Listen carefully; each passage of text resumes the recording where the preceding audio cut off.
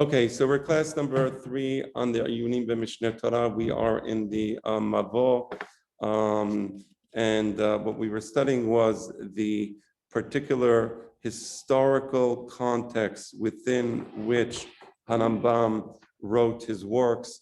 We were studying the different groups that Harambam was addressing in his works, and we are now on page 5. So you go to page 5. We were looking at the 4 different camps that were, so to speak, surrounding Am Yisrael, or including Am Yisrael in those days. So if you see there's an asterisk in page 5, we will start from there. Okay. Begishato le'olamo haruhani shel Rabbeinu kavashti li derech aruka u'ksara. In dealing with the spiritual world in which Harambam developed his works, I'm going to choose a longer path, but that longer path will be shorter in the long run, because it's going to elaborate on the subject and therefore clarify many of the issues in understanding Harambam's writings. I'm going to first make some broad, general observations, and then from the broad, general observations, I will begin to make more detailed analyses. And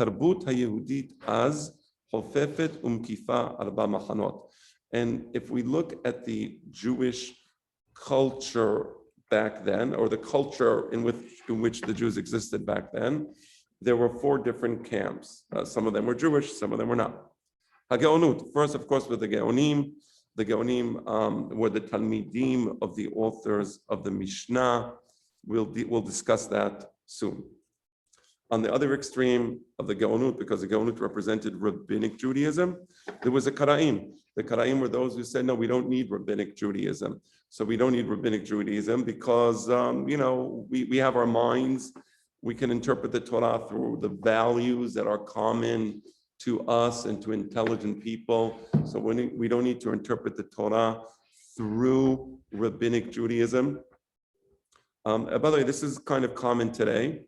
There's a lot of that coming around today. I mean, they don't call themselves Karaim, but there are people who marginalize Rabbinic Judaism and who don't consider that to be the ultimate tool through which to interpret the Torah, and also the ultimate tool which should be used to decide how we govern our lives, right? So Rabbinic Judaism is kind of on the wane today. There's a lot of people who say, well, yeah, okay, so Gilgul doesn't appear in the Gemara, it doesn't appear in any of the rabbinic literature whatsoever, period, at all. But there's other things. So that's a type of karaut, right? Because you're delegitimizing the authority of Rabbinic Judaism. So that's also in vogue today.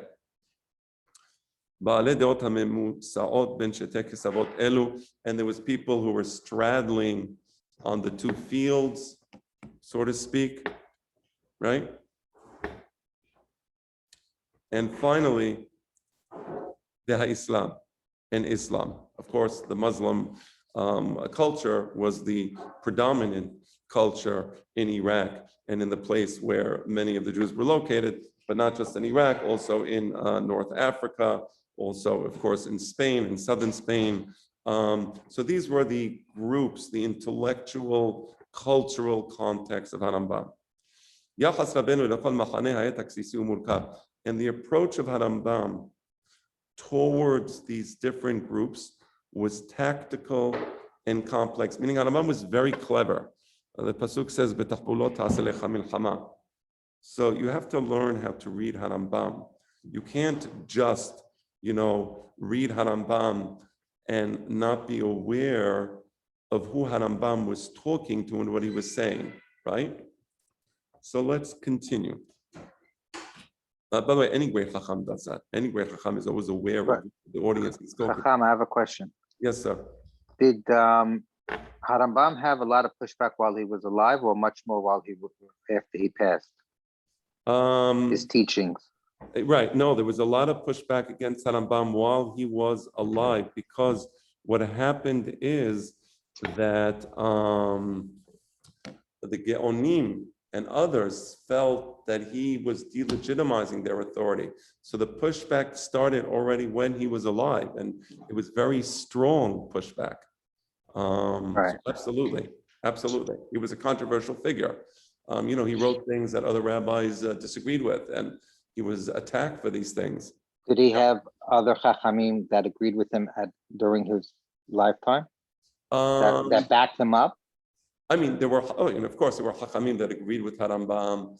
There were Chachamim that realized his greatness, more so after his life, but also when he was alive, of course. In Cordoba, he was, and then later on in Cordoba, he went to Morocco, Fez, and then later on he went to Egypt. So eventually he developed a reputation because his father was a great Chacham as well. Maimonides was a very well-known Chacham. So you couldn't just marginalize Harambam. You couldn't do that. He came from a family of Chachamim and from a lineage of Chachamim. I should say something now, which is really interesting. So, and I was just thinking about it yesterday, actually. So there was Shimon HaTzadik. Shimon HaTzadik was Mishiyere Knesset HaGedolah. He was the last of the Great Synod, which was established when the Jews returned at the beginning of the Second Commonwealth to reestablish the national state, the Jewish national state in Israel. So they established the Great Supreme Court. And the Shimon HaTzadik was the end of that era. Shimon HaTzadik was the last of that. And for example, Pirkei Avot, it starts with Shimon HaTzadik. So that's the beginning of, let's call it rabbinic Judaism, is Shimon HaTzadik. He's the beginning. If you count the number of generations, Chachamim, I'm sorry, I wouldn't use the word generation, the student of Shimon HaTzadik, Antignos Ish Socho, and you keep counting downwards, you get to the Rabbi Maimon Hadayan. The Rabbi Maimon Hadayan was the student of Rabbi Yosef ben Megas, and he was the student of Rabbi Yitzhak Alfasi. This is explicit in Teshuvot Harambam. You see that Rabbi Yitzhak Alfasi was a student of Rabbeinu Hananel and Rabbeinu Nisim Gaon, who were the students of Rav Ha'egon, Rav Shiri Gaon. Anyway, it goes all the way up to Shimon HaTzadik. If you count the number of generations between Shimon HaTzadik and the Rabbi Maimon Hadayan, you have a number of again, teachers. Mechila, keep making that mistakes. You have exactly 49. Rabbi Maimon Hadayan is number 49. Now that's pretty amazing because Matan Torah was given on number 50. And it just so happens to be that Harambam was number 50, right? So we count 49 days, and then the 50th day is Shavuot. Harambam is number 50 in the counting. That's a remarkable fact. It can't possibly be a coincidence. It can't be a coincidence that the greatest rabbinic mind in Jewish history just so happens to be on number 50. So when the Torah was given in Har Sinai, the world shook. There was tremendous opposition. The Goyim were going crazy. What's happening here? Yarda Sin'a la'olam, there was hatred that was brought down to the world. Hence the word Sinai insinuates the word hatred. So when the Torah was given, the world shook and hatred came upon the Jewish people because they accepted the Torah. Not surprisingly, when Harambam begun to shake the world with his Torah, there was also hatred and opposition. It always happens like that.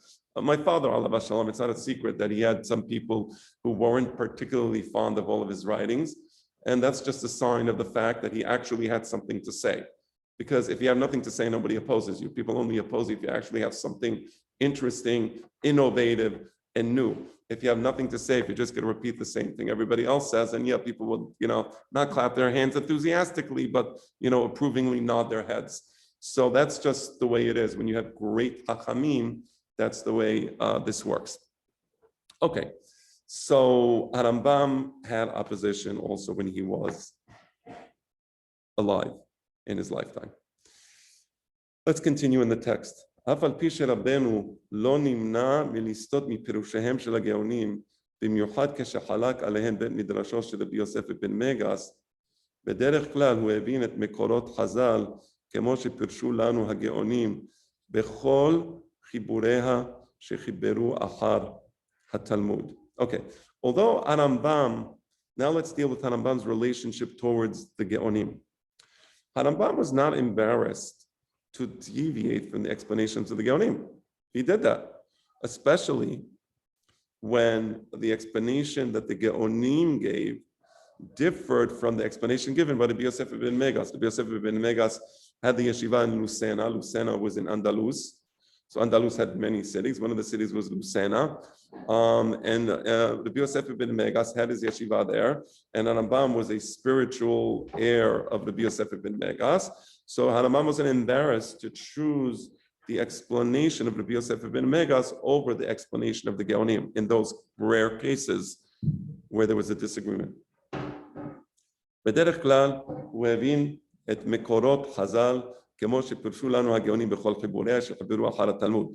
But generally speaking, Harambam would indeed accept the explanation of the Geonim, of course. I mean, the Geonim were the Talmidim of the Sevoraim, of the Emoraim. So of course, he would choose that explanation. I just realized that I'm not highlighting myself in the video. That's not good for the YouTube channel, so I'm going to do it now. Okay, I apologize for all the YouTubers who are watching this. Here I am in the middle of the screen. Okay, so, right. So again, Harambam agreed with the Geonim. They were the Talmidim of the authors of the Gemara, but there was always room for progress in the world. No, we can always learn something new and give a new explanation. A great explanation, a great example is how they used to count the Kohanim in the Bet HaMikdash when they wanted to figure out who does what part of the Korban, who does what part of these sacrificial services. So they used to let out a finger or two fingers, and there's a big confusion as to what that Gemara means in Masechet Yoma, how the counting was done. And Harambam offers a very innovative explanation in the Teshuvot, in his Teshuvot. So there's always room for progress. That's the Geonim. Let's look now at the Kara'im. Mif'al Rabbeinu neged machanei HaKara'im tu'ar b'daikanut historit al yedei Harambam. Look at this. Harambam from Catalonia acknowledges the greatness of Harambam in what he did to the Kara'im. What he did was phenomenal. He changed the vector of Jewish history, because in the days of Harambam, the Kara'im, they had the power, they had the political relationships with the kings and with the leaders, and they were normative Judaism. Normative Judaism was not rabbinic Judaism. Normative Judaism was the Judaism of the Kara'im, the Judaism that was not interested in the authority of the Chachamim and was against the authority of the Chachamim. They were against the Gemara and the whole idea of Torah Shebe'al Peh. So look what Harambam with the Nun writes about Harambam, the great Rabbi Moshe bar Maimon. Mi hika sadukim asher bagiborim chosim. Who was able to defeat the Sadducees? The Sadducees is a description of the Karaites who were under the protection of the strong ones, meaning the political leaders.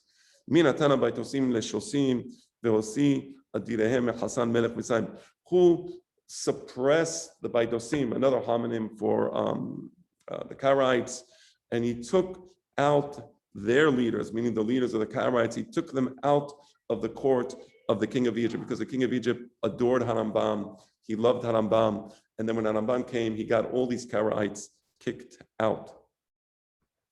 Mipachad Yaguru Miseto Haredim, they are afraid of him, they tremble in his presence. And because of this, many people converted to Judaism and became Jewish, meaning many of the ethnic Jews now adopted rabbinic Judaism because of Harambam. So that's a tremendous thing. That's an incredible thing. Harambam literally saved Am Yisrael.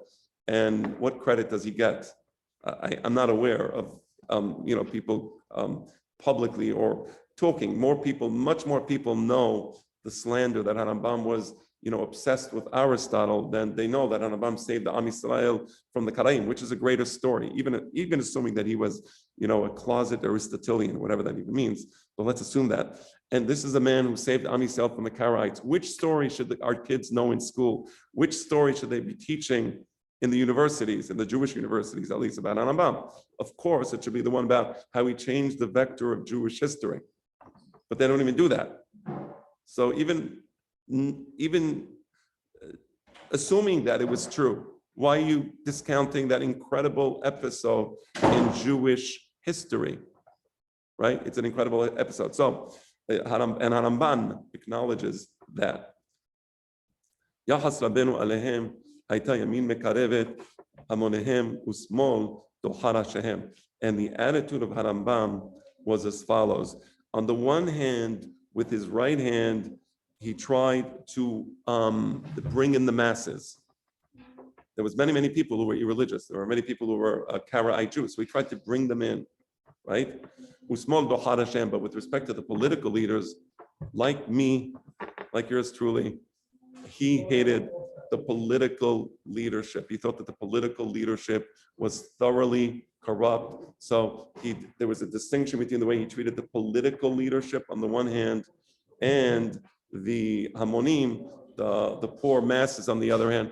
The purpose of politicians is to abuse the masses so that they can attain more money and more power. That's what politicians do worldwide, and they sucker the people into thinking that they're actually there to help them. That's why Harambam hates politicians. I hate politicians. My father hated politicians. I'm pretty sure that Hashem hates them as well, but I'm not God's spokesman, so I can't speak for God. So I'll put that on the side. It's just an assumption I'm making. Yahas, so we said that. Negad harashim ishtamesh rabbeinu beneshek filosofi umdini. So with respect to the political leaders of the Karaites, Harambam was very philosophical, and he spoke about national issues. כדי להעריך נכונה את ממד ניצחונו של רבנו ולהבין תכסיסי מלחמתו, עלינו לדעת שהקראות הייתה נשענת על שתי זרועות. Now, in order to fully appreciate the approach of Harambam, the intellectual approach of Harambam, and the tactics of Harambam in attacking the Karaites, you have to understand a few things about the Karaites. Once you understand a few things about the Karaites, meaning their intellectual approach, then you can understand Harambam's counter approach, right? So here goes. The Karaite philosophy was leaned on two separate pillars. One is tarbut, one is cultural, the other is umidiniyut, the other is social national. And here goes. Now we will explain what we mean by those two things. הקראות אימצה לה מדרכי המועתזילה והמשפטנות המוסלמית. The Karaites basically adopted the Mu'tazilite, I hope I'm pronouncing that right. There was a philosophical trend among the Muslims. They were called the Mu'tazila, Mu'tazilites, I believe. I think I'm pronouncing that right in English. So they adopted a lot of the Muslim philosophy. And also they adopted the Muslim jurisprudence, their approach to law. ולכן התקרבה קרבה דתית ותרבותית לסביבה הערבית. And because of this, because the Karaites adopted the Muslim philosophy and they adopted the Muslim jurisprudence, there was a natural affinity between the Karaites and the Muslims and the Arabic surroundings. קביעת החודשים על פי הראייה. For example, the Karaites believed that even in those days and going forward in the future, we establish the month, we establish the Rosh Chodesh based upon observation. Now, let me explain this. The original process of establishing the Rosh Chodesh was based upon observation in the Torah, right? Al pi hareiyah, right? But in order to do that, you need to have the Beit Din HaGadol. If you don't have the Beit Din HaGadol, so the way it worked, maybe I'm jumping a little, I'm making some assumptions here. So let me just take a couple of steps back. The way it worked is as follows. The Eidim see the new month. The witnesses see the new month. They must go, rush to Yerushalayim, go to the Sanhedrin, and when they get to the Sanhedrin in Yerushalayim, we're on page 6. We're on page 6.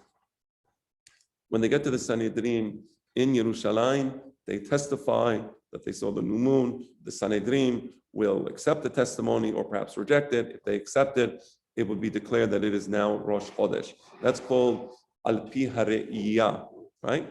Al Pi Hariyah works just fine, and it's the way we did the Kiddush HaChodesh. The only problem is that you need a Bet Din, because the Edim actually have to come somewhere, right? If the Edim have no place to come, then, how do you do Al Pi Hariyah? What is the mechanism through? You need a national Bet Din, because we're making now the calendar for the nation. So you can't have a local Bet Din, right? So you need a national Bet Din. Now the Muslims, they still do Kiddush HaChodesh Al Pi Hariyah today, which is very interesting. So for example, when is Ramadan going to fall? They have to do Kiddush HaChodesh. So they have the Edim who come. I'm not sure, but I would assume they come to Mecca. They probably have some sort of council of Muslims, and they they announce the Rosh Chodesh, either they accept the Edim or they don't, and that's how they decide, let's say, when the various Muslim months come out and how Ramadan comes out.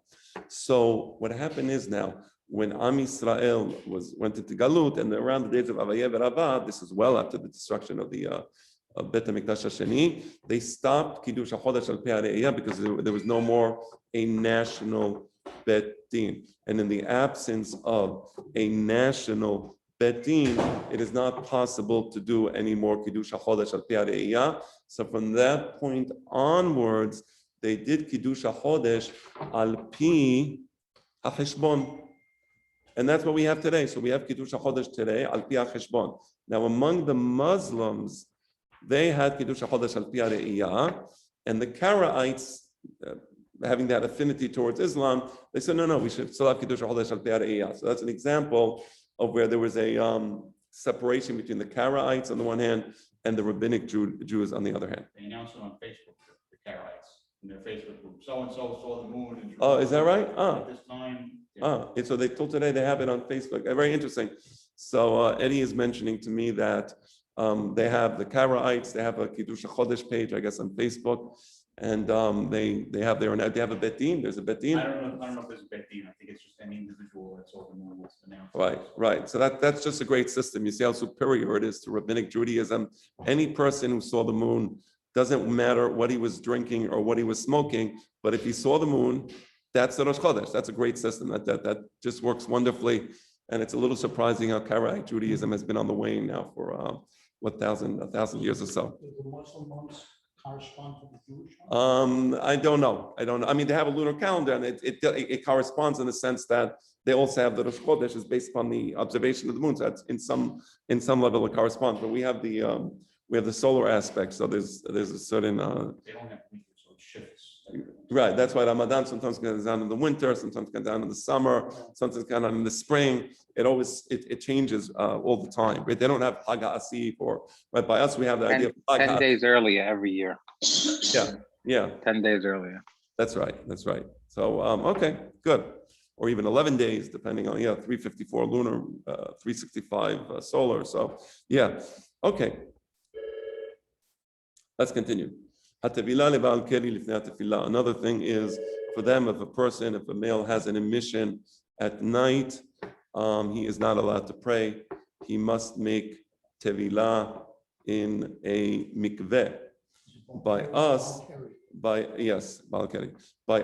it's sufficient to wash yourself in a shower. You could just take a shower, and that's it. Wasn't that a takana Ezra anyway? Wasn't that? Yeah, but then later on, Ezra Sofer annulled the takana, or the Sibur didn't accept the takana, and it no longer existed. But you're right. But and the reason is because by the Muslims, they had the concept of tevilah lebal keri. So this is another case where they deviated from rabbinic Judaism in favor of the Muslim approach. So you're right. It's originally from Ezra Sofer, of course. But the Muslims they adopted that tevilah before the prayer. Another law that they adopted was to pray without shoes. Now, by us, when you enter the Bet HaMikdash, indeed you were not supposed to. You are not allowed to have shoes on. You must remove the shoes. Even till today, let's say if you happen to go up to Har HaBayit, then you must remove your shoes. You can't just go up to Har HaBayit. But if you're not praying in the Bet HaMikdash, when you pray, you must have shoes on, right? So now the Muslims, they followed the Jewish practice as it was in the temple. and therefore, when they would pray, they would remove their shoes, right? So the Karaites adopted that as well, meaning anytime they prayed, even outside the temple, which of course didn't exist in those days, they would pray without shoes. Right. In Al-Aqsa, they take their shoes off, put a little carpet down on the floor. Right. Ikar hakible. All right, the Ikar, this is, okay, so let me explain the Ikar hakible. So by the Muslims, they have to pray towards Mecca, right? They have to pray facing Mecca. They got that, of course, from the Jewish idea of praying facing towards Jerusalem.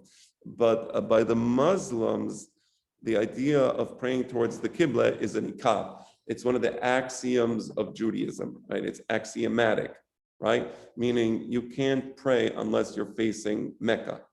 By us, yeah, you should pray towards Jerusalem, but it's not an Ikar. So let's say a person doesn't know which way Jerusalem is. So, mechaven libo keneged bet kodesh hakodashim. In his mind, he imagines that he's there in the kodesh hakodashim. Let's say a person mistakenly prays in the door in the wrong direction. The tefillah is a tefillah, but by the Karaim, they viewed prayer towards Jerusalem as an essential axiom, and therefore, if you didn't pray towards Jerusalem, you didn't fulfill the obligation. Much like the Muslim, if he doesn't pray towards Mecca, he didn't fulfill the obligation. The Muslims also have an additional thing that the slaughterhouses have to be facing Mecca, right? So if you make shahita on an animal, it has to be in the slaughterhouse facing Mecca, and then the shahita is kosher. Many of the Jewish slaughterhouses in the Arabic countries, they used to face Mecca so that if the meat, if, for example, let's say there was a terefa, let's say there was a puncture in the brain, or let's say there was a puncture in the lung. So the meat is not kasher, it's taref for the Jew. But for the Muslim, they don't have those laws of terefot, but they do have the laws of the Qibla. So they used to face the slaughterhouse towards Mecca so that if they make shachita and the meat is taref, they would be able to sell to a Muslim, right? That's a great solution to the problem. And in that way, the price of the kosher meat would not be so inflated because you just sell the non-kosher meat to your Muslim neighbors, right? Okay, let's continue.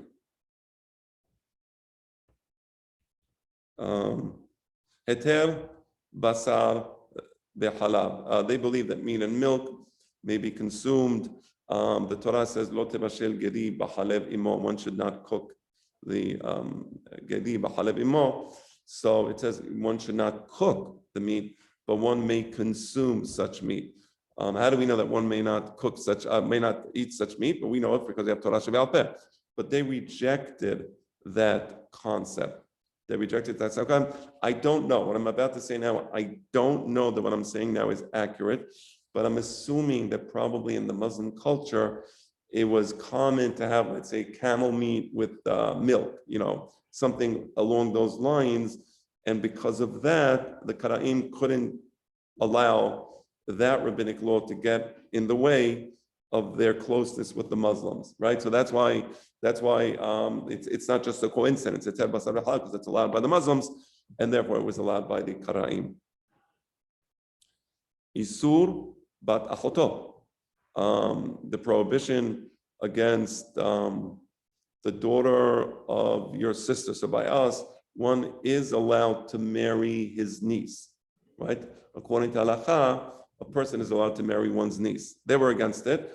And again, in this, they were following the Muslim tradition, which forbade a person from marrying one's niece. So all these areas where the Muslims influenced the Karaites, or rather the Karaites, maybe I should put it the other way, decided to adapt the Muslim position over the rabbinic position. Supposedly they're so loyal to the Mikra, yet it doesn't say that in the Mikra. Right, and that's an excellent point. That is an excellent point. Right, they're supposedly so loyal to the Mikra, but it's not really true, meaning they have their particular, let's call it an agenda, and here we see that, yeah, Batachoto is not mentioned in the Torah Shebichtav. There are many things like this.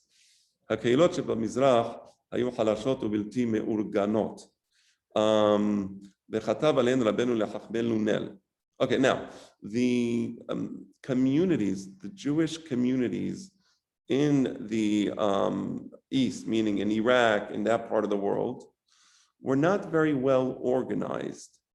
And Harambam actually writes the following to Chachmei Lunel. In referring to those communities, he says, in those places, they lost the Torah. רוב המדינות הגדולות, מיתות ומיעוטן גוססות. Most of the cities, most of the large cities, Basra, Baghdad, and the other cities in that part of the world are metot. They're dead already. ומיעוטן גוססות. And then there are those that are dying. וכמו שלושה and yes, there are maybe 3 or 4 places where they're not dead and they're not dying, but they're just very sick, right? So the situation in that part of the world was not good because the Karaites were in charge. The Karaites had the power and rabbinic Judaism was basically over. Let's look at the footnote 18. And that's the end of the quote. That's the end of the quote. Koves תשובות הרמב"ם. מעתה ברורה משמעות דברי החכם המוסלמי מקריזי, שמעט שנתגלה בהם משה בן מימון, שעשאם כופרים גמורים. There is a Muslim philosopher who is lamenting the fact that when Harambam came into the picture, he turned the Jews into apostates. They became apikorisim, right? They were indulgent minus because now they were going against the fundamental tenets of Islam. ונעשו בשורשי אמונתם וענפיה מן הרחוקים ממה שביארו נביאי השם מן התורה האלוהית. And they begun to go against the fundamental axioms, and now they are far, far away because Harambam, he's a Sephardic Jew. Look what he did, the Sephardic Jew. He took the Jews away from the prophets of God, where the prophets of God have interpreted the words of God, and the Rambam took them away from the prophets of God.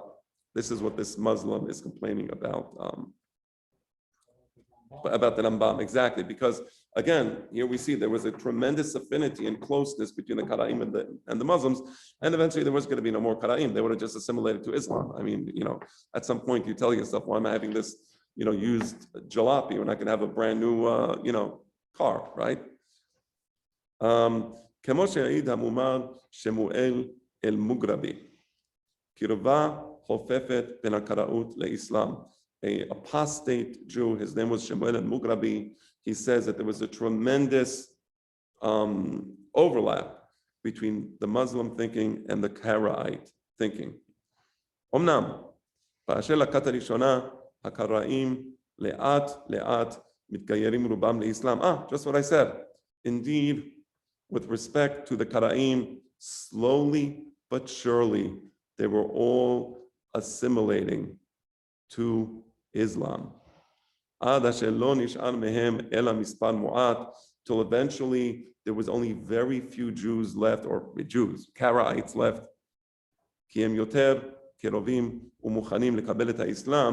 And they would just as soon adopt Islam in totality.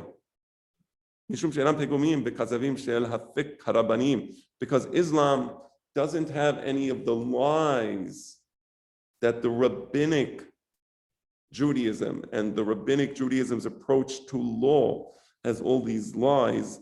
Why would they want to be involved in that when they can have the pure form of Islam, right?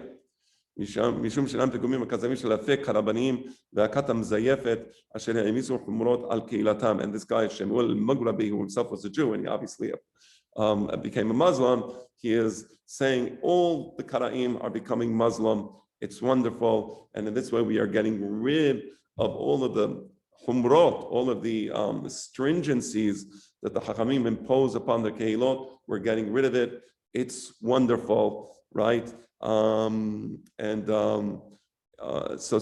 here we see, again, the idea that the Karaim anyway would have assimilated, and the one who stopped that and salvaged the Jewish people, saved the Jewish people rather, was Harambam. He completely shifted the tide. So did they go from kosher to halal? I mean, I don't know. I'm not familiar with the restaurants in those days. Okay. Well, it's interesting because Hassan's father-in-law is Dr. Mugrabi. Right. Yeah, it's a no name.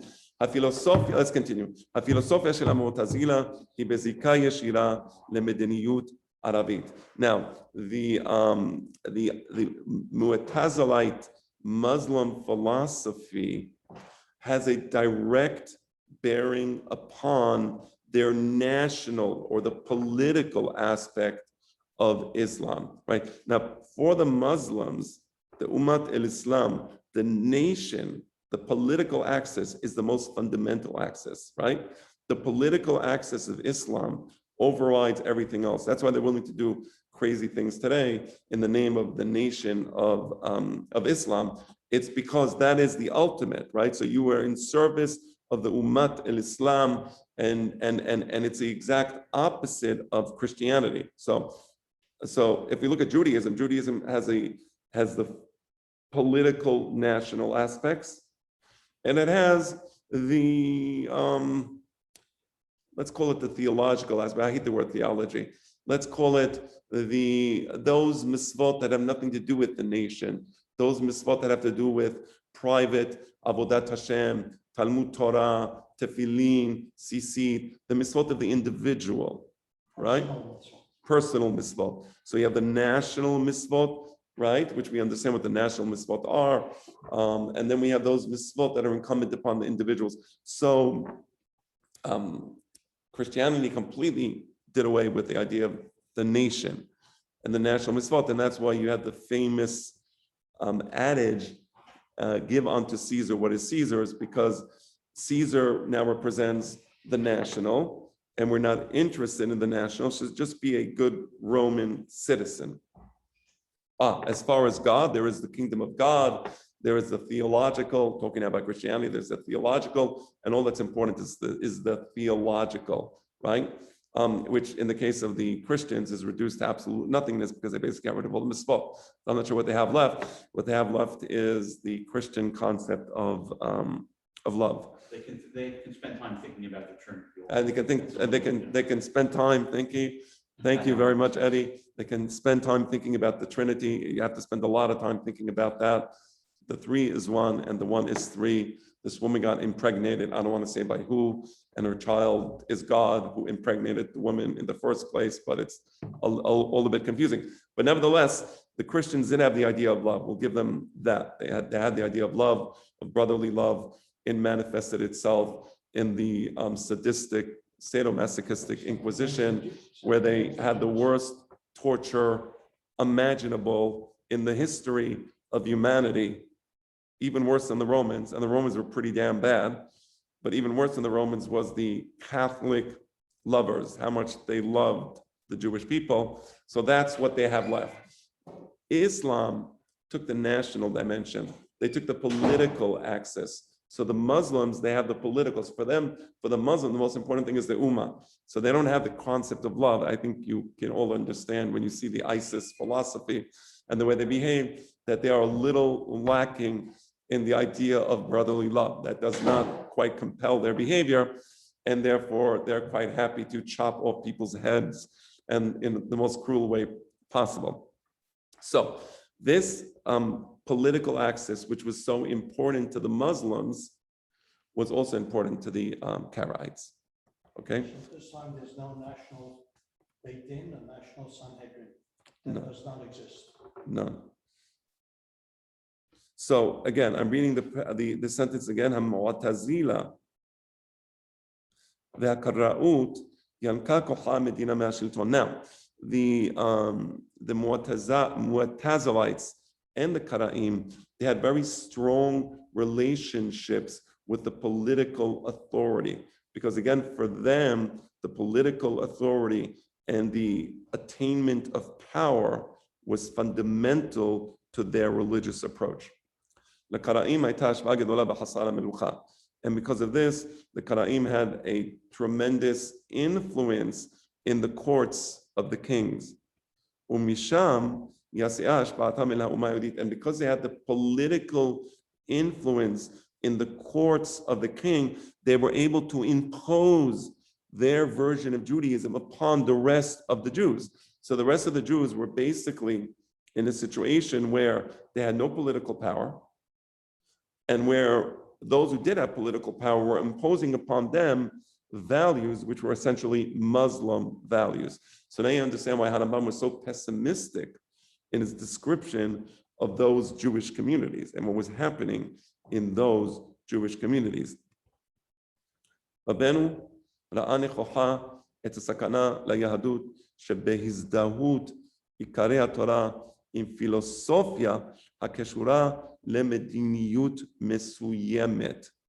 ושוב, כאן אפשר לראות כסל משתמש רבנו בתכסיס האופייני לו. Okay, so now, Harambam was very aware, he was very cognizant of the danger facing Judaism if we were now to adapt in our mental framework, adapt those axioms which are important to the philosophy of the Muslims, right? So Harambam, and he does this in the Moreh Nevuchim, he shows not just those cases where, as in the case of the Karaites, where the Muslim philosophy was adapted wholesale and just basically taken and displaced as the Jewish philosophy. That's the more obvious case. But Harambam, he actually goes into many of the great Chachamim, and really great Chachamim, and he untangles their philosophical thinking. And when he untangles the philosophical thinking, he shows which threads come from Islam. Because he realized we cannot adopt in any way, we cannot adopt in any way, and even partially, foreign intellectual frameworks into Jewish thinking. Because the minute you adopt even a single thread, that single thread can proliferate and can infect the rest of the intellectual framework of a Jewish person, right? So that's why Harambam really, he literally dissects the philosophy of ideas of the Chachamim, and it's amazing how he does that in the Moreh Nevuchim. Yeah, you can try to shut that. Somebody left their phone here. Okay. Right. Yes. All right.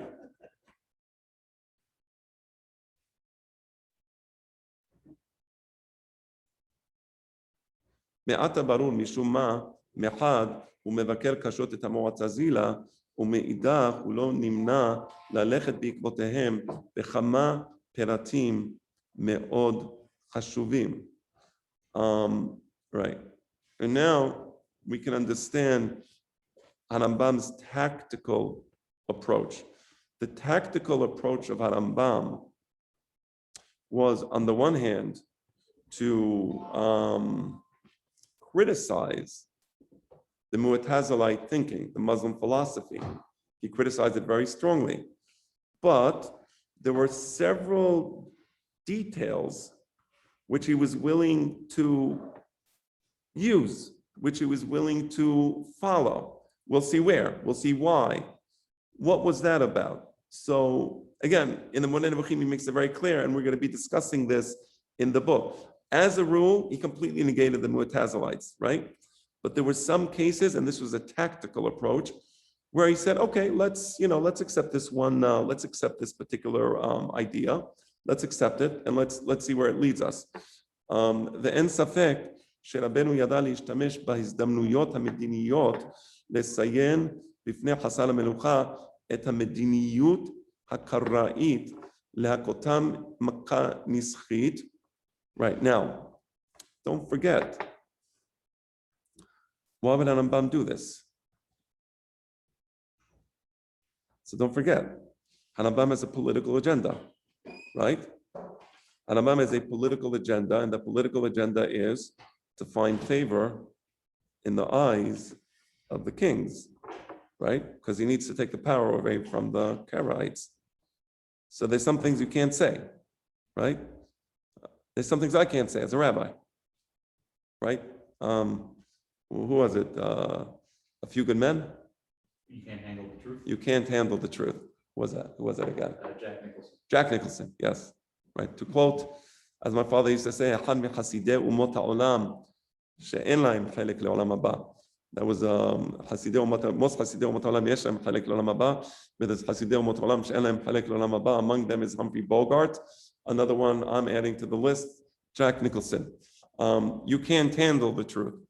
So Rambam had to be very careful in what he pushes away as unacceptable, and then in the rhetoric he uses publicly towards the kings, because the full truth, just the kings would have rejected Rambam. They would have just kicked him out. So there's the mediniyut, there is that political agenda, right? And Rambam was aware of it. And as Jews, we're intelligent and we follow the political agenda and we establish the relationships. There was an interesting thing that came up in my knis, the Shabbat, and I think it just illustrates the different approaches.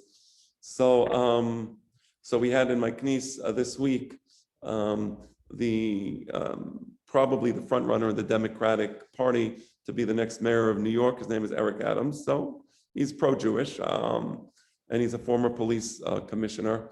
So I think he was a commissioner, but it doesn't matter. Whatever, it could be officer, but whatever. The point is, he comes to the police department. Oddly enough, and this is like really radical.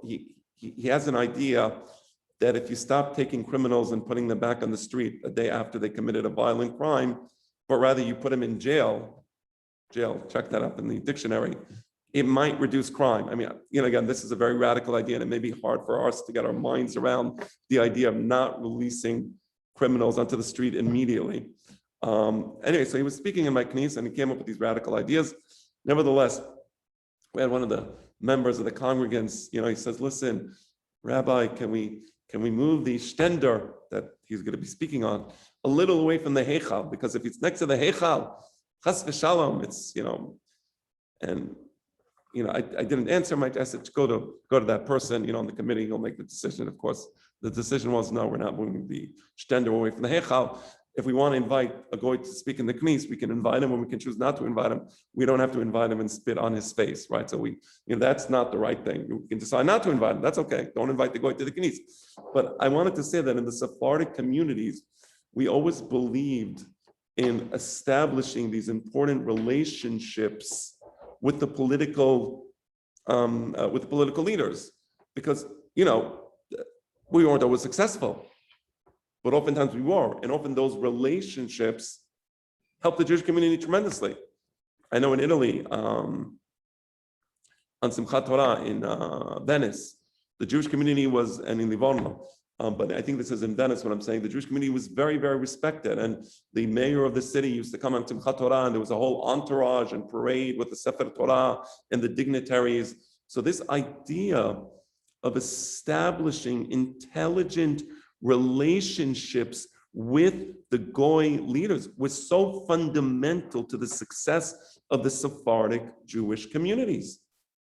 We did it successfully, and many times to our benefit. I'm not saying that all of our life was a honeymoon among the goyim, but this is what allowed us to thrive as we did, because when we had the opportunity, we established those relationships. So this is exactly what Rambam is doing. So Rambam is not going to go up now to the Muslim leadership in Egypt and tell them you're all koifrim, and if you don't accept Torah Moshe Rabbeinu, you're going to all go to hell. He's not going to say that. So there's a limit to what you can say in that particular context, right?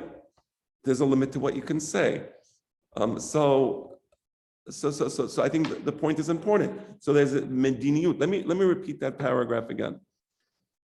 So in the Renaissance, it worked more in Italy than in Spain. I mean, again, it's not the point. The point being that it worked sometimes and it was beneficial sometimes and actually saved lives and allowed us to thrive. But there were situations where it wasn't enough, of course. Most of the times when I get into my car, I put on the signal, I look in the mirror, I leave, and I get into the street and nobody hits me. Does it mean that there's not a possibility that somebody will hit me? Yes, somebody might hit me. And yet I'm going to do the intelligent thing and try to avoid getting hit. If there's a nutcase driving down the street, 100 miles an hour, I don't see him, he hits my car. The next day I get into the car, I'm still going to put on the signal, look at the mirror, and try to be careful, because that's the reasonable approach to life. That's the answer to that point. I'm just repeating this paragraph again. רבנו ראה נכוחה את הסכנה ליהדות שבהזדהות עיקרי התורה עם פילוסופיה הקשורה למדיניות מסוימת. So Harambam had to be very careful in the way he took the approach to Judaism, especially in terms of the approach. The approach to Judaism should not be one that it contradicts a particular political agenda. That's the point that we're making here. Right, intellectually.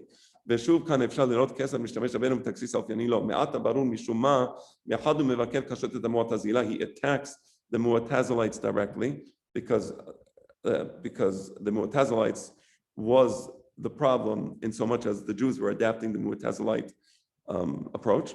ומאידך הוא לא נמנע ללכת בעקבותיהם בכמה פרטים מאוד חשובים. On some details he went, no, this is correct. Why?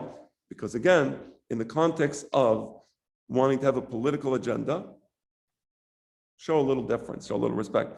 ואין ספק, and we will hopefully get into that more deeply. ואין ספק שרבנו ידע להשתמש בהזדמנויות המדיניות, לציין בפני חסר המלוכה את המדיניות הקראית, להכותם מכת נסחת, ולגרש את דיריהם מחסר מלך מצרים. My father seems to be insinuating that when Harambam spoke to the political establishment, he used his prestige in the courts of the kings to point out where what the Karaite agenda really was, and how the Karaite agenda was not aligned with Islam in terms of the political aspirations, right? In terms of what their political agenda is, right? And in this way, he created distrust between the kings and the Karaites, similar to Mordechai Esther in the court of Ahashverosh and Haman. So again, the Jews always knew how to manipulate political situations. So when Mordechai HaYehudi came to Ahashverosh, I'm sure he didn't always say, Shema Yisrael, Hashem Elokeinu, Hashem Echad, Yechi Adonenu, Melech HaMashiach, Le'olam Va'ed. I'm pretty sure he didn't talk about that, because he's talking to Ahashverosh, and there's some things you say to Ahashverosh and other things you don't say to Ahashverosh, right? And you have to be intelligent, and you have to know how to manipulate the person. And by the way, when I say manipulate, I don't mean it in a cynical way. They're already being manipulated. I want to say this clearly. We always respected the kings. We always respected the authorities. We were never interested in doing anything to harm these kings. We just wanted them not to be manipulated by those anti-Semite barbarians, right? Who misconstrue things, who misconstrue Jews, who misconstrue Am Yisrael and all that. Just like what's happening today in the United States, right? So that's the point of having an intelligent political approach. And in that context of that intelligent political approach, there's some things you might not say. Right. In this way, Harambam will be able to give a mortal wound to the Karaites, and to kick out their nobles from the court of the Egyptian king. That's the language of the Harambam with the Nun that we read at the beginning of this class. Let's take a 5-minute break so I can drink some water, and we will be back in 5 minutes. Okay. All right. So let's continue. Let's continue in the text.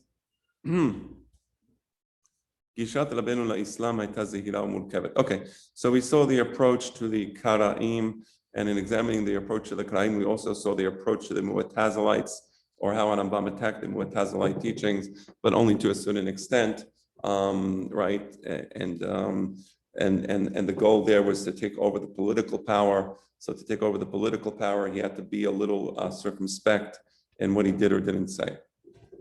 And where is he located at this time? So this is just a general statement, right? This is just a general. We're describing in a general fashion how Rambam approached these different camps. Because remember, we said there was 4 camps. There was the Geonim, there was the Karaim. Now we're going to be doing the Gishat Rambam to the Islam. Gishat Rabbeinu la Islam hayta zehira murkevet. Now, with respect to the Islam, of course, Rambam to be very careful, right? Michad will see et Islami kala avodah zarah. Interestingly enough, Rambam says very clearly, Islam is not avodah zarah. Now, the reason Rambam says that Islam is not avodah zarah is for the following, is as follows. Because Islam is not avodah zarah, okay? It just isn't. So there's nothing idolatrous about Islam. I don't like it. I'm not a Muslim. There's a lot of things I don't like. I don't like sauerkraut on my hot dogs, but it's also to eat sauerkraut is not avodah zarah. And this is a big point of contention in the Geret Hashmad, but nevertheless, we'll leave that for a future discussion, perhaps. Were there some of the Hachamim that lived among the Muslims who did consider Islam to be avodah zarah? I mean, they considered there was. I think so. You said lived among the Muslims. I don't know. I think there were some Hachamim who considered it to be avodah zarah. I'm assuming those who lived among Christians wouldn't really know either, or so maybe they said Islam was avodah zarah. That's an interesting question. Yeah, that's an interesting question. Okay. On the other hand, even though he didn't think that it was avodah zarah, it doesn't mean that he loved Islam the same way I don't like sauerkraut. Doesn't right? But he was willing to criticize them. He was willing to criticize them. So you can criticize something, and that thing that you're criticizing is not necessarily avodah zarah. Okay. B'machloket el filosofa ve'el mutakalimin halach Rabbeinu be'ikve Yehudei Andalusia venata ledeot el filosofa b'mkomot she'en bahem setira laTorah.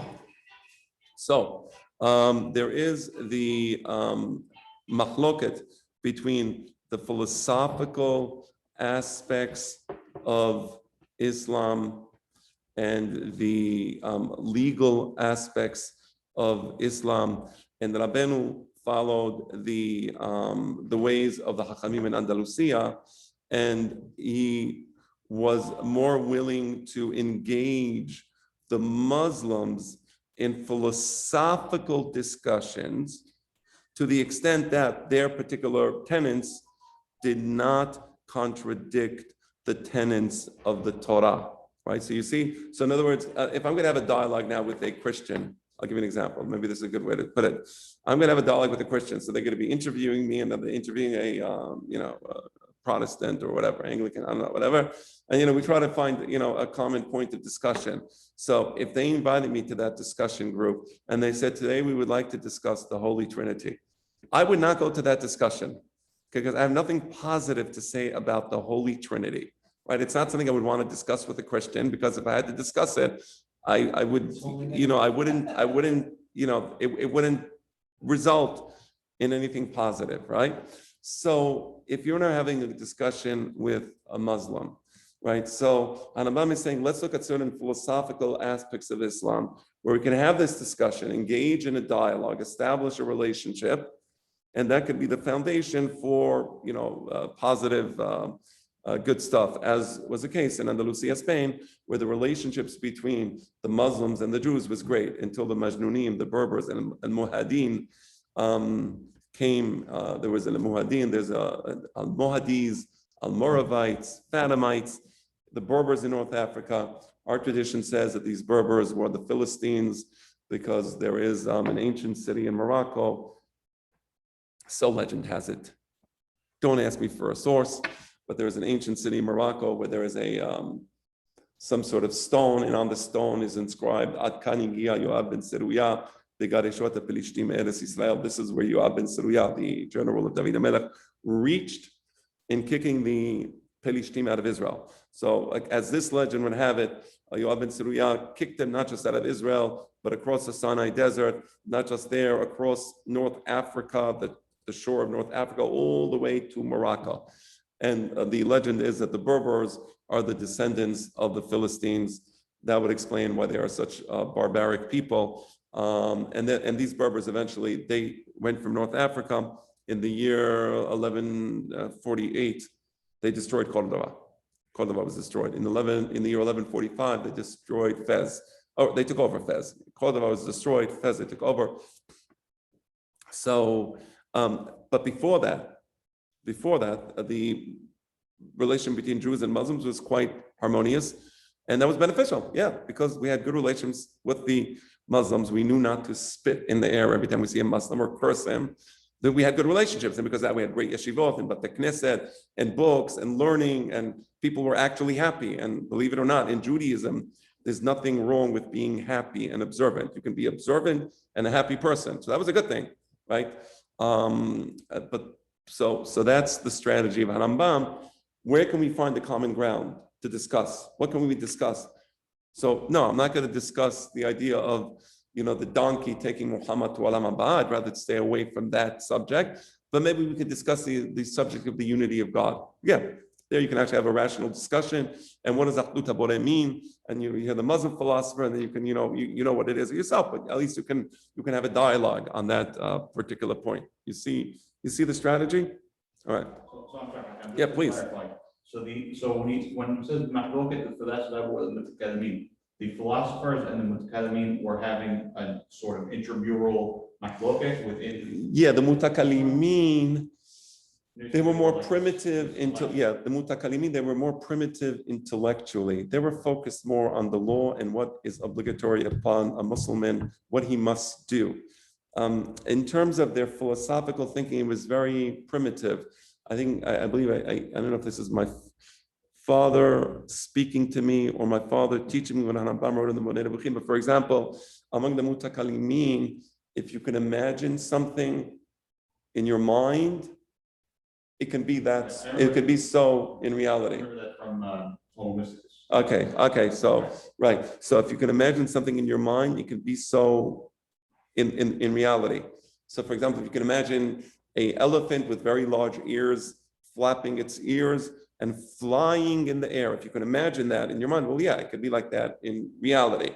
So it's a primitive form of thinking, right? It's a primitive form of thinking. Whereas you had the Muslim philosophers like Ibn Rushd.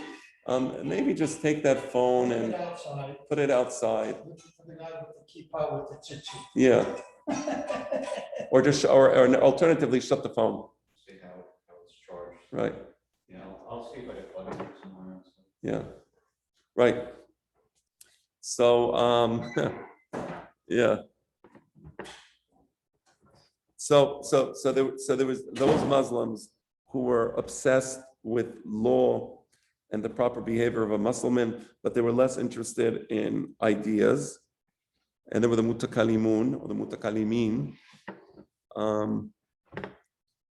Kalam is the word. So ilm il-kalam is the word of the Quran. It's a study of the word of the Quran, right? They were less interested in philosophical ideas, right? So with those, they were among the more philosophical camp? yeah, the Mu'tazilites were more intelligent and they were explaining the philosophical tenets of Islam. But here he's talking about al-Falsafa. He's talking about those Muslim philosophers that were in Andalusia that were actually quite intelligent, like Ibn Rushd, Averroes, but there were many others. There were many others as well. So they established a dialogue with those intelligent Muslims. Al-Falsafa, and by establishing that dialogue, they were able to, have a good relationship. Ulam hitnagduto lakalam מסויגת לשיטתם בלבד, לא למטרתם. The opposition of Harambam to the mutakalimun, or to the study of the word of the Quran, because mutakalimun are those who study the words of the Quran, was limited to their approach, not to their goal. Meaning, the approach of the mutakalimun was not an intelligent approach. It may be that their ultimate goal, the worship of one God, let's say that was the ultimate goal, that may have been fine. But because the approach was faulty, and this is very interesting, Harambam says, don't bother. You can't have a dialogue with someone whose methodology and thinking is less than rational. Because, you say, let me have a dialogue with a particular sect of Hasidim. They also believe in the Torah, and they also want to believe in Torah and mitzvahs, and they want to perform the Torah. So I should have that. That's their goal. And my goal also is Torah and mitzvah. But they're fundamentally irrational people. The particular group I'm thinking about, doesn't matter what their name is, and who cares. So if I see a group like that, I'm not going to try to engage them. So example, I'll give you an example, and not all Lubavitch are like this, but there are some Lubavitch who literally worship the Rebbe. I've seen pictures of the Rebbe in front of the Aron HaKodesh, and they literally, say Yechi Adonenu Melech HaMashiach L'Olam Va'ed, and then they say Shema Yisrael, or maybe the order is reversed. I don't know. So I'm not gonna have a dialogue with these people, even though they believe in Torah and mitzvot. Okay, it's fine. So we have the same goal, but the methodology prevents rational dialogue. So you have to understand who you're talking with. You can't talk with everyone. That's very important. So that's a nagdut to the kalam, was because they had this faulty approach, which was based upon dimayon, imagination. It wasn't based upon chokhmah. And therefore there was no point in talking to them. So anytime you have a group based on dimayon and chokhmah, waste the time to talk to them. Political power. All the ones or the ones? I'm not sure. The ones who have political power, the Mu'tazilites, we discussed them. Now we're talking about who Harambam wants to engage in a dialogue with, right? And that's that's what we're looking at now, right? Because these are Muslims. The Muslims were in charge. The Muslims were the ruling party, right? Okay. Ulam, okay. V'chen hu lo shalal et kol de'ot ha'mu'tazila. And furthermore, he didn't negate anything the Mu'tazila said. So, for example, sometimes one rabbi doesn't like another rabbi, right? So, so they trash him. And there's nothing the other rabbi could have ever said in his entire life that somehow actually is acceptable. Everything he said must be burnt in fire. I once saw this with my own eyes, and it was just terrible seeing this. So I was in Bet Torah. I was many years ago. I was a child, and there was a rabbi there. It wasn't Rabbi Lieberman, who was a wonderful person. It doesn't matter who he was. He passed away, and I'm not going to mention his name. And I guess he didn't like the Hertz Bible. The Hertz English translation of the Bible. I look at the Hertz Bible. I think it's actually wonderful. It's so intelligent. It has great things in it. I never saw a single thing in it that, in any way deviates from what would be acceptable in Judaism. On the contrary, he's very intelligent. He really gives an intelligent analysis of many subjects. And I guess when some rabbis, when they see an intelligent analysis of a subject, they become very scared, because that means that you actually have to use your mind, and it's not all dimayon. And some rabbis are very threatened by that because they lack that capacity. So anyway, so the rabbi took the Hertz Chumash, and I was there. He threw it on the floor. Like, what is this doing in the knis? And I'm like, well, it's the words of Moshe Rabbeinu we just threw on the floor. I was a young child, but I'm like, okay, let's say you disagree with something. Why are you taking the whole book and throwing the whole book on the floor? Well, why are you doing that? So people often get confused, because Harambam, when he mentions the word Aristotle in the Moreh Nevuchim, his eye wasn't twitching. He didn't have a twitch. So it must mean that he loves him, because either you hate Aristotle or you're madly and passionately in love with Aristotle. There's only two possibilities.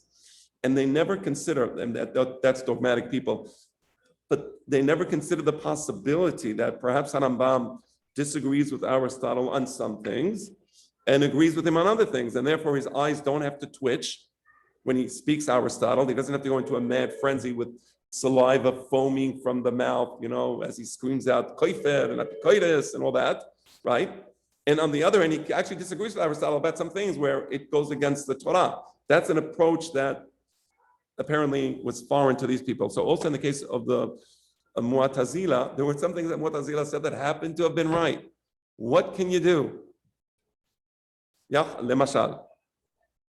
For example, Yehud hamuhlat shel ha'el sholelet mimenu kol to'ar chiyuvi. Once you say that God is one, the idea of unity of God also negates any possibility of giving God a positive attribute. So once you say that there's only one God, you can't say God is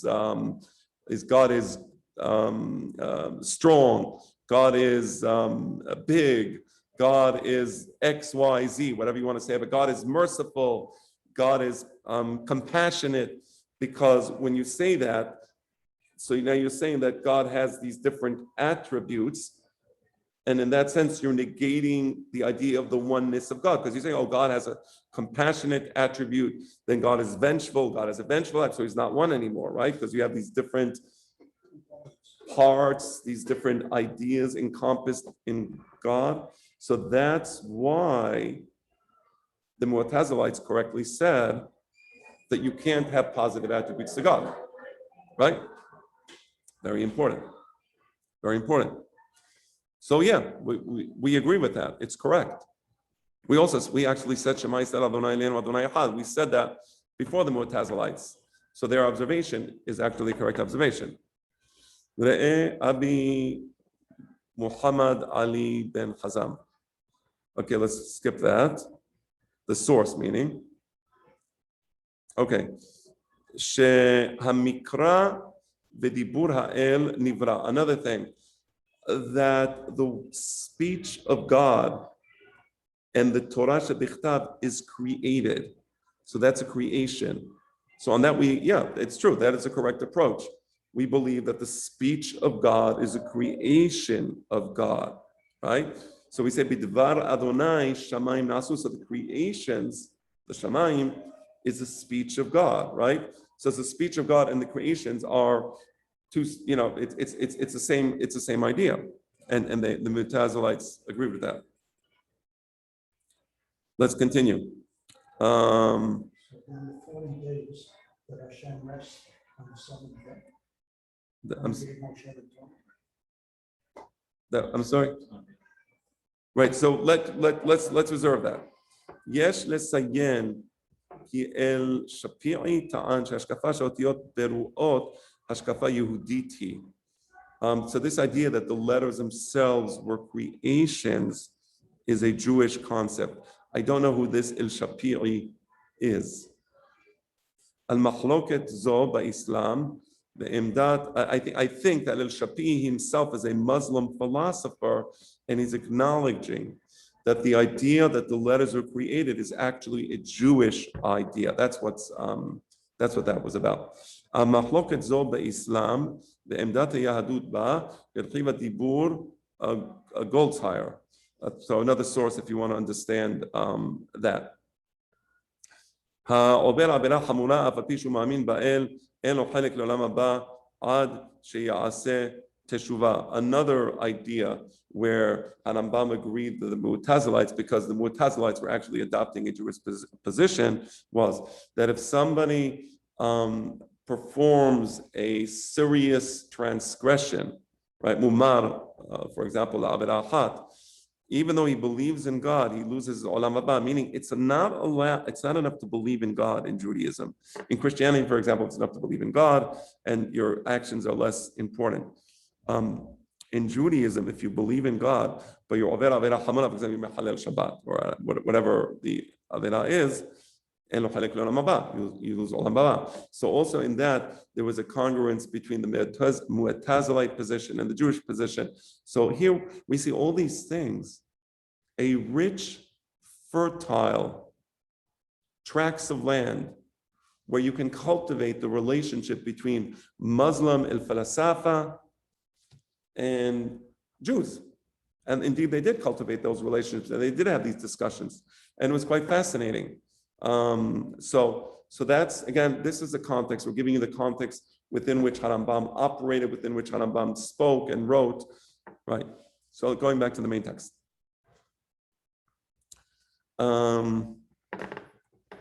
Ulam, hitnagduto, oh no, we said that, right? We read that. Netiyato acharei filosofim el falasafa hayta me'od mesuyeget. Now, even when Harambam, he engages the Muslim philosophers. By the Muslim philosophers, we're not talking about the mutakalimun, we're talking about those intelligent philosophers in Andalusia. But even there, it was circumspect. It wasn't an unconditional acceptance of anything that the philosophers said. I'll give you an example. I like following intelligent design theory. I follow it quite closely. By following intelligent design theory, I've reached the realization, it's not a conclusion, it's a realization, meaning this is a reality, that the theory of evolution is a sham. It's a complete sham. And it's just like many other, there's many shams that politicians do on people, scams and shams that politicians do. This is just one of them, the theory of evolution. They don't want you to believe in God. They don't want you to worship God, because that would just threaten their own power. And it would be a stain, because they are so evil that how can anybody possibly tolerate such evil people if you believe in God? So anyway, I follow these intelligent design scientists. Some of them are Christians. So just because I follow the intelligent design scientists doesn't mean that I believe in their ideas of Christianity. I don't. I reject it, right? So it's really important to understand, did Harambam see some redeeming qualities about the intelligent Muslim philosophers in Andalusia? Yes, they wrote very intelligent things, indeed. Does it mean that Harambam was a Muslim? No, he was not. Okay, so that you see that relationship between the two things. It's so important to understand that, because it's not such a subtle point, and yet for some reason it's too subtle for many Jewish intellectuals. Aristo, Rosh HaPhilosophim. Let's start with Aristotle, who was the head of the Rais, the head of the philosophers. The word, let me just see. He has a footnote here. So let me just look at the footnote 27. So again, Harambam refers to Aristotle as Rais el-Falasafa, right? The head of the philosophers, right? So meaning Harambam is not cursing Aristotle. For example, if somebody else was writing about Aristotle, I say Aristotle Yemach Shemo v'Zichro, or Aristotle V'Shem D'Shaim Yirkav. Harambam didn't do that. He actually treated Aristotle with respect, and he called him the head of the philosophers. You know, who would have thunk? It happens to be that Aristotle was the head of the philosophers, but you know, why call him that? It must be that he's obsessed with Aristotle. He has his feelings towards him. Anyway, let's look at what the word Rais means. B'makor ha'aravi Rais al-Falasafa. That's the way Harambam refers to Aristotle in the Monei Nevuchim in the Arabic version. Bitui zeh, this particular expression, Rais, turgam al-yedei Munk v'nishachim acharav sar ha'filosofim. So the translators of the Monei Nevuchim did a pretty good job. They did, in most cases. The head of the philosophers, sar ha'filosofim. My father disagrees with that. Ulam uvano hamduyak kanu manhig meyased tenu'a philosophit.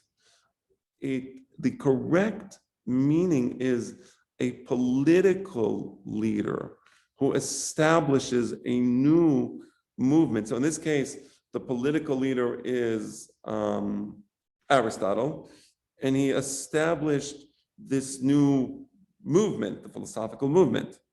The enotor kavod ha'arasa, Rais, is not, you know, it's not a way of showing respect to somebody. So for example, if I'm on Rambam and I see another Hacham, I'm not going to call him El Rais. I'm not going to call him Rais, because the Rais is it's not a way to show respect to somebody, right? It means a political minister. So I wouldn't call somebody Rais just like that. Ve'yesh lasim lev שרבנו נותן לאריסטו כינוי זה בשעה שהוא מותח ביקורת קשה עליו. Now, interestingly, Harambam uses the word Rais to describe Aristotle, which supposedly is because he wanted to honor him so much, but at the same time, he criticizes Aristotle very strongly. And the reason he uses the word Rais as head of a political movement is because he's not just criticizing Aristotle. He's criticizing the political movement, right? That's the idea of calling him Rais, to point out that he established this new political movement, and therefore it's not just Aristotle, but it's a whole edifice created by Aristotle. Okay, so that's number one. So that's why he calls him Rais. But no way is it. It's no way it's a compliment. It's a description of what he is. Like I mean, Rais Allah.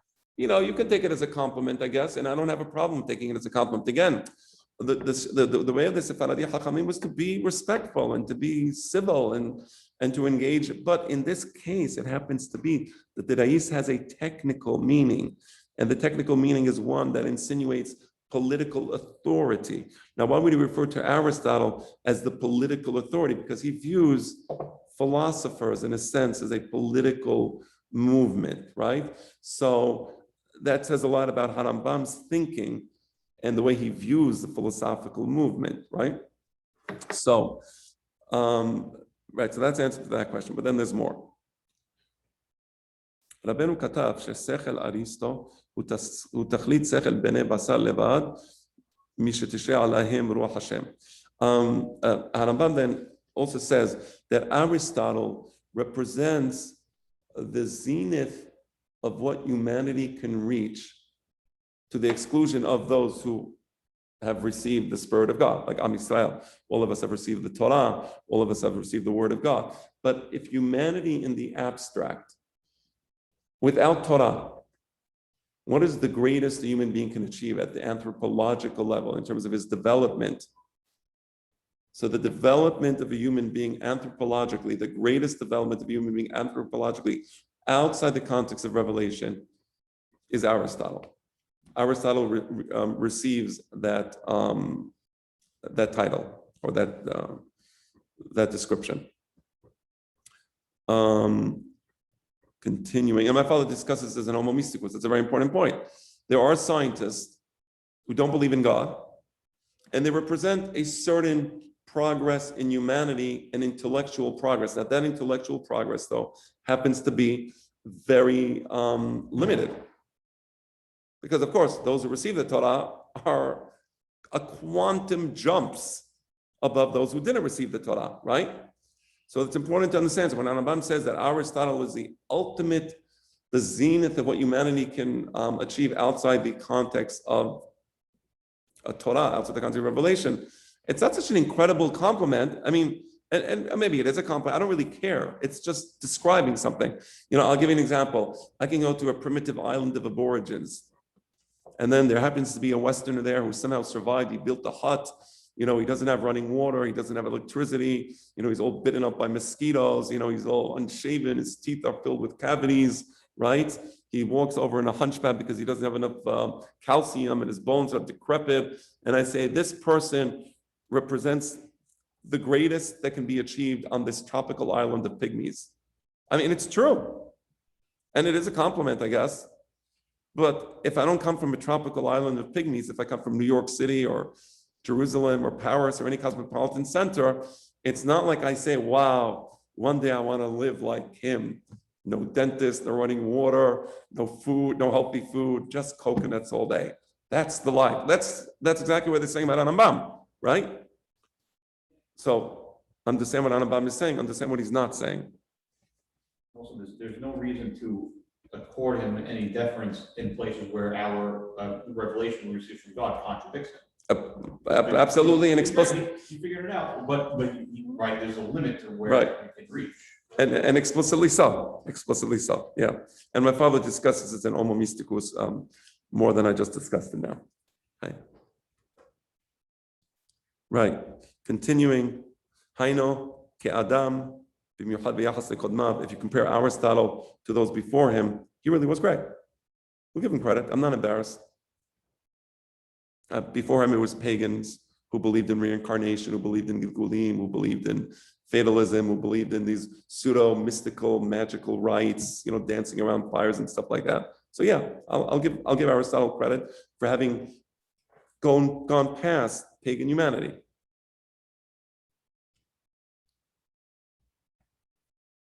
Right. And now Aristotle didn't receive divine revelation. So that's pretty good. It really is. He wasn't a Navi himself. And apparently Aristotle didn't study Torah. So let's give him credit. He did pretty good. Okay, fine. So let's go back to the main text. Here we go. You think Aristotle knew the Torah? I don't know. I have no way of answering that question. I have no knowledge of anything he said that somehow confirms the Torah or doesn't. So I will leave it as I don't know. Let's read that sentence again because that was a footnote. So I'm reading the sentence now in the main text. We said Aristo, Rosh HaPhilosophi, Mushpa me Hazayot HaSaba. And Rambam actually says that Aristotle himself was in some areas under the influence of the Saba. The Saba was the idolatrous pagan religion in the days of Abraham Avinu, Ur-Kasdim, then eventually it went to Egypt. Harambam hated the Saba because they were, as I said, they were complete rank idolaters. So anyway, he says that Aristotle was influenced in some ways by the Saba. And here we have the sources. Is there a word for the Saba? Yeah, there is. I forgot what they're called. There is a word for them. I have to see. The Sabbateans, I think. No. Right, I was thinking Sabbath, but that's the followers of Yeah, I have to see. But the Saba, Harambam refers to them to the Saba in the Moreh Nebuchim. And they were like the original, that's where all the Avodah Zarah emanates from the Saba, right? So all of the, that phony, baloney, voodoo, magic, nonsense, it all comes from the Saba. What does Hazayot mean in this? Oh, imaginations. Okay. Imaginations, right. Fabricated imaginations, right. So he points out how Aristotle himself was influenced by the Saba. So even Harambam's description of Aristotle is a very sober one. It's very reasonable. It's very fair. He compliments him where he deserves to be complimented, and he criticizes him where he deserves to be criticized. That low, primitive life form, right? You have a state of humanity. Means that low state of humanity. There's nothing further away from intelligent thinking than magical thinking. So the magic of idolatry, it prevents intelligent thinking, right? And the foundation of Torah is intelligent thinking. So if you believe in magic, if you believe in all the nonsense that's peddled out cheaply today, then you're very far from the Torah. You're closer to the Saba than you are to Judaism. And these people were at the most unintelligent form of humanity ever. So that's what Rambam says about the Saba, and he's pointing out that Aristotle himself, in some cases, was influenced by the Saba. Me'ata. And therefore, obviously, we don't need to adopt the ideas of Aristotle when they oppose the Torah. And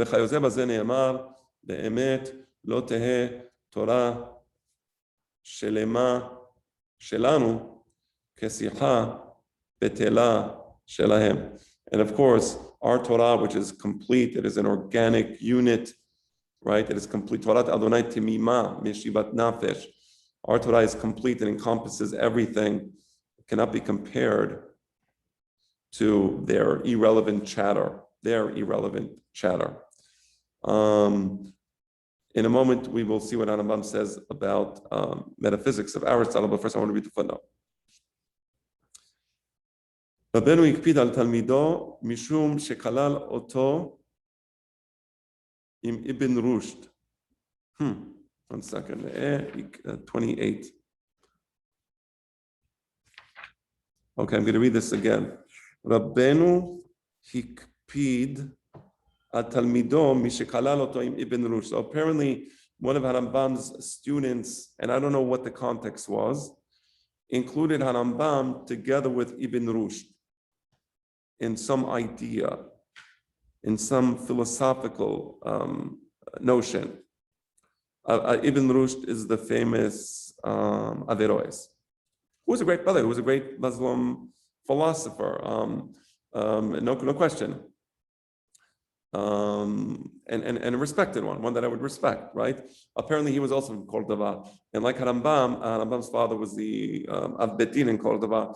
Ibn Rushd's father apparently was also a Dayan in Cordoba, introducing the, that similarity.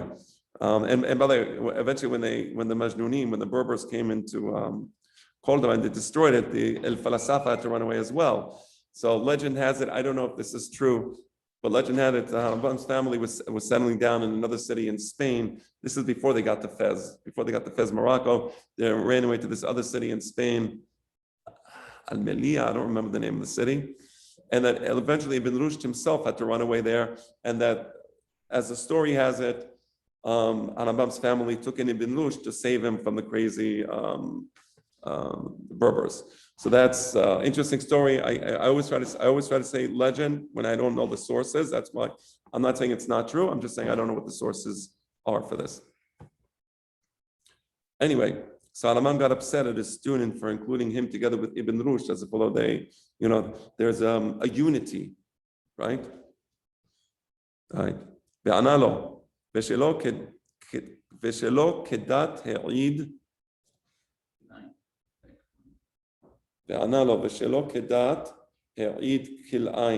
So he said that this, what my student did, what you did, is not proper because there are some things that are not supposed to be mixed together. So for example, you can have lotil bash atnez semru kishtim yahdav. So kilayin. So there's something that so you're not supposed to be mixed the Torah of Am Yisrael with the philosophy of the Muslims. You can't do that. That's improper, right? Meaning, this that we have dialogue with them, and we have dialogue, and it's intellectual discussions, and they're healthy discussions, they're vibrant discussions. Don't take it to an extreme, right? We're Am Yisrael, we're Am Kadosh, we're Am Segula. We're not them. So you see the internal approach is a little different than the external approach, right? The external approach is a very intelligent approach. It's a very tactical one. Internally, guys, don't take us to the wrong place, right? You didn't distinguish between something holy and something secular. So don't put us in the same boat. When the Mashiach comes, we're going to be bringing korbanot and doing avodah in the Beit HaMikdash or din. We're Am Kadosh. Not everybody's going to be doing that. Okay, so here we see Harambam talking to his Talmid or to a Talmid. Seul mad ma katav rabbeinu ala metaphysica shel Aristo. Look what Harambam says about Aristotelian metaphysics. Omnam, כל מה שידבר בו אריסטו מגלגל הירח ולמעלה הוא כדמות מחשבה וספרה מלבד כסת דברים. Whatever Aristotle says about the sphere of the moon and what is above the sphere of the moon, it's all conjecture. It's hypothesis, except for a few things. וכל שכן במה שיאמרוהו בסדר השכלים וקצת אלו הדעות האלהיות אשר יאמיניהם. And of course, what he says about the separate intellects, right? And these ideas about God himself, which he speaks about, that's conjecture. And in those subjects, there is tremendous deviations. And here we see the deficiencies, which are obvious deficiencies, and these deficiencies are ubiquitous among the nations. Harambam is not exactly praising Aristotle here, is he? And these ideas, these false ideas, they spread out throughout the nations. And here we see Aristotle adopting these false ideas. And he has no proof for this. Rambam is not just criticizing Aristotle's conclusions, he's criticizing Aristotle's methodology. Why are you bringing this in your book on philosophy? Philosophy should deal with things for which you can demonstrate, right? But here you can't even demonstrate these things. All right. We're almost done. ראוי לתשומת לב שאצל אריסטו יחס תכוף בין הטבע והמטאפיזיקה. Now, in Aristotelian thinking, there is a very strong relationship. It's almost congruent between nature, physics on the one hand, and metaphysics on the other hand. And therefore, whatever Aristotle says even about physics is let's be a little careful before we accept what he says, because since the two things are related to each other, we know this metaphysics is infected by those deficient notions prevalent among the nations. So physics also is to be held in question, and don't just accept it blindly, right? Check. רבנו כותב שכל מה שאמרו אריסטו בכל הנמצא שמתחת לגלגל הירח עד מרכז הארץ הוא אמת ולא ספק ולא יטה ממנו אלא מי שלא יבינהו או מי שקדמו לו דעות ירצה להרחיק מהם כל סותר ולשומרם. And Rambam writes the following. What Aristotle says about that which is under the sphere of the moon, meaning on our earth or the air or below the earth, and Merkaz Haaretz, right? Inside the earth. It is undoubtedly true. Velo yate mimenu. One should not deviate from this, or one would not deviate from this, ela mi shelo yibineo, except the person who doesn't understand it. Now look at the footnote, because the Arabic is important.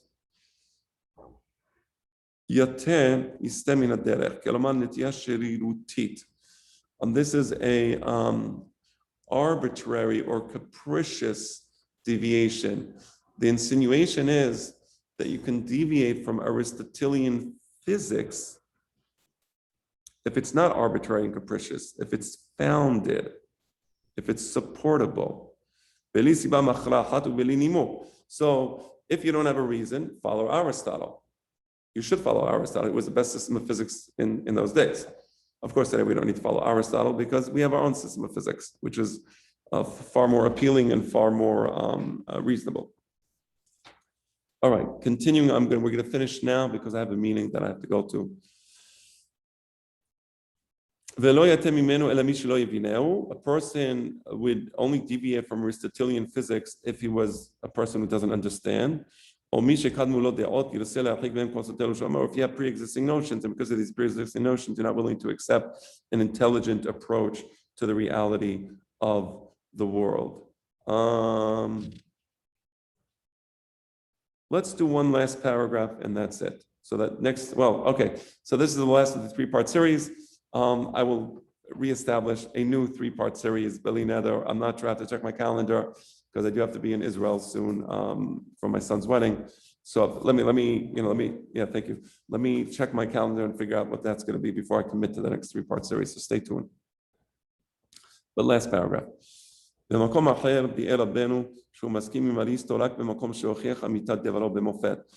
Rambam explicitly says that he agrees with Aristotle only in those places where Aristotle demonstrated his position. I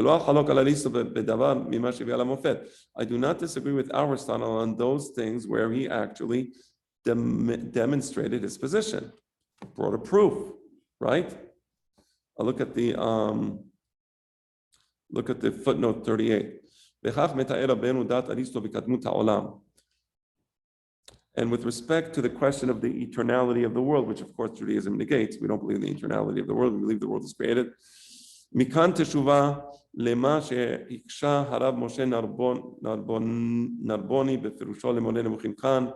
Okay, I think we should stop here, and Beli Neder, stay tuned for when we're going to be continuing these classes, unless there's questions. Sabaeans, thank you. Somebody said Sabaeans, so the Sava are the Sabaeans. Thank you very much. Thank you, exactly. All the best. Have a lovely Sunday, and looking forward to seeing you soon. It could be next Sunday. I'm not sure yet. We'll see.